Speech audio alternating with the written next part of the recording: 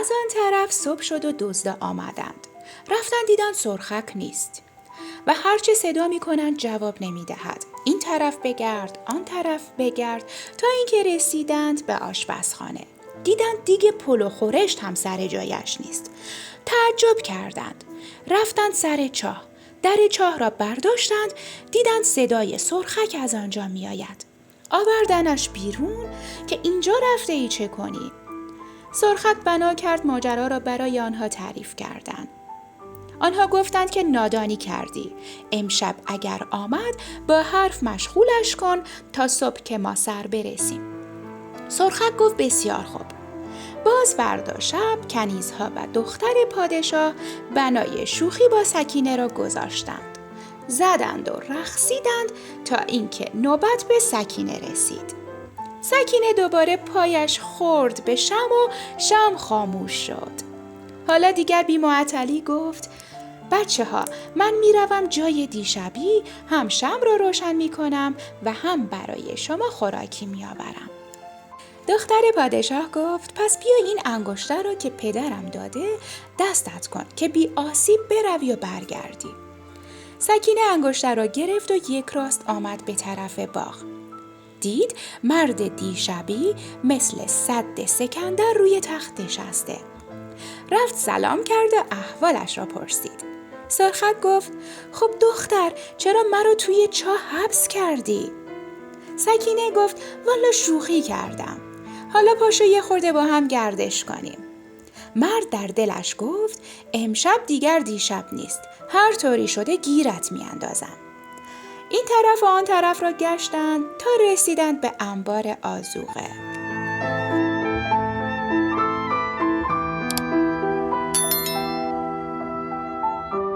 سکینه دید داخل انبار به سقف یک قرقره آهنی کوبیدند که یک زنبیل از آن آویزان است و یک سر طناب هم به سینه کش دیوار با میخ بسته شده.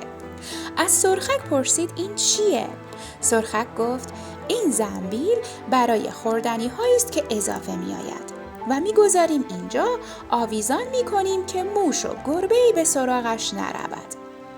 سکینه گفت تو را به خدا این را بیاور پایین تا من آن را درست تماشا کنم.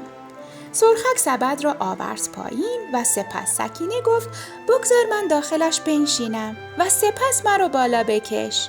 سرخک گفت بسیار خوب. سکینه داخل سبد نشست و سرخک او را بالا کشید. بعد پایین آورد. آن وقت سکینه گفت حالا بیا تو بنشین، من تو را بالا بکشم.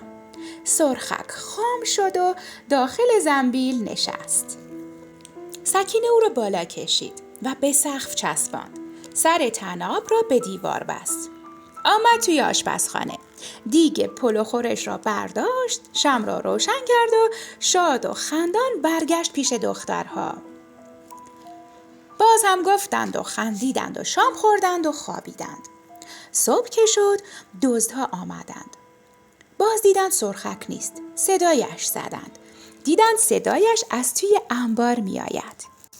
رفتند توی انبار و دیدند توی زنبیل است. شب که شد به او گفتند امشب دیگر هر طوری که هست حواست را جمع و جور کن. این را نگه دار تا ما بیاییم و حقش را کف دستش بگذاریم. سرخک گفت اگر امشب آمد دیگر هر طور شده ولش نمی کند. شب سوم هم به قرار 2 شب پیش سکینه وارد باغ شد. به سراغ سرخک رفت و احوال پرسی چرب و نرمی کرد و گفت راستی دیشب با تو شوخی کردم. خودم هم هر وقت یادم میافتاد خندم میگیرد. خب بگو ببینم حالت چطور است؟ سرخک توی دلش گفت امشب حالیت میکنم. باز یه خورده این طرف و آن طرف گشتند تا رسیدند به خوابگاه یکی از دوستان. سکینه گفت من تشنه هستم. کمی آب برای من بیاور. سرخک یک جام پر از آب کرد و برای سکینه آورد. سکینه یواشکی داروی بیهوشی توی آب ریخت و رویش را کرد به سرخک و گفت تو را به خدا زهر که نریخته ای داخل آب. سرخک گفت نه والا. سکینه گفت پس یک خورده‌اش را بخور تا من اطمینان پیدا کنم و با خاطر جمع بخورم. سرخک گفت بسیار خوب. سپس نصف آب را سر کشید و باقیش را داد به سکینه. سکینه هم همه آب را ریخت توی یقه پیراهنش. در این بین سرخک از حال رفت. سکینه هم مقداری سرخاب به صورت او مالید، لباس زنانه به او پوشاند و 7 قلم او را آرایش کرد و درون بستر خواباند. شب را روشن کرد و دیگ پلو خورش را برداشت و رفت. باز هم مثل شب‌های پیش گفتند و خوردند و خوابیدند. صبح که شد دزدها آمدند، باز دیدند سرخک نیست. صدایش زدند، دیدند جواب نمی‌دهد. آمدند بنای گردش گذاشتند، هر کجا گشتند پیدایش نکردند. تا رفتند داخل اتاق خواب، دیدند یک زن بزک دوزک کرده خوابیده. دزدها گفتند خودش است، نزدیک نروید، ببینیم چطور می شود گیرش بیاندازیم. این را هم بگویم که تو این گیر و دار سر این زن میان برادرها دعوا شد.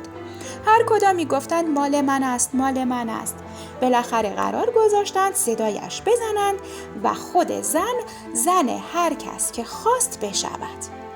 نزدیک آمدند، دیدند صورت عجیب غریبی دارد. از حال و هوشم رفته.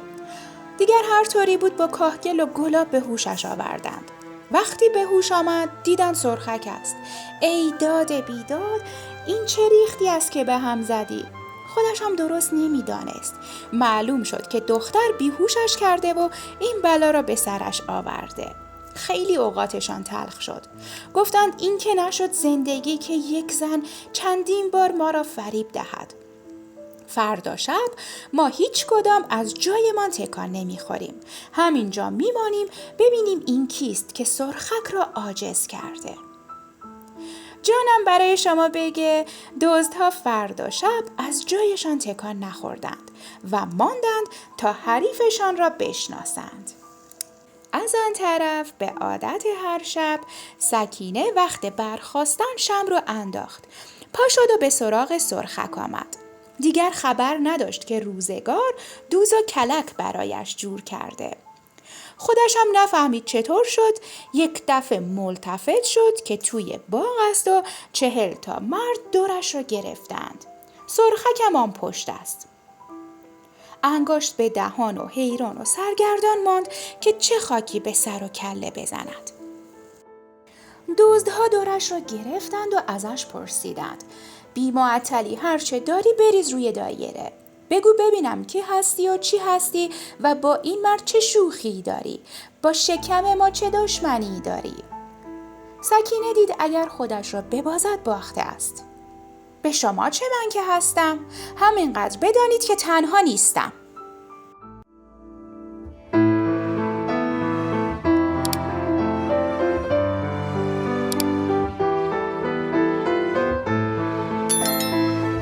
ما 41 دختریم، یکی از یکی خوشگل‌تر.